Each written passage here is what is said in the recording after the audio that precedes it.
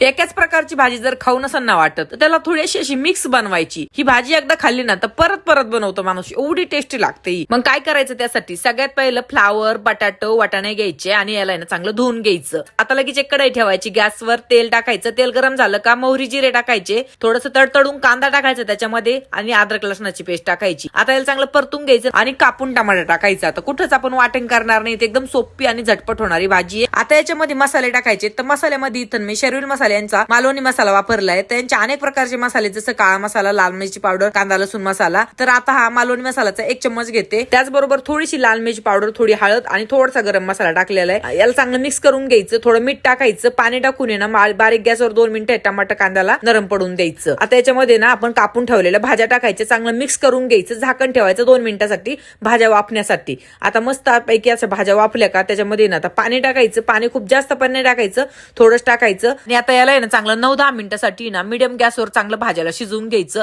अशी 1 नंबर भाजी रेडी होते ना. म्हणजे एकदा खायला बसलं ना तर बघा किती खावा आणि किती नाही असं होतं बघा. शेरविल मसाले आहेत ना म्हणजे टेस्टला एकदम भारी. आणि याच्यामध्ये ना 4 प्रकारच्या मिरच्या, 24 प्रकारचे गरम मसाले वापरलेले आणि टेस्ट एकदम गावाकडच्या सारखी येते. तुम्हाला पाहिजे असते मसाले तर स्क्रीनवरती नंबर दिसतोय ना, तुम्ही तिथून ऑर्डर करू शकता. आणि भाजी कशी झाली ना हे कमेंट मध्ये सांगायला अजिबात विसरू नका.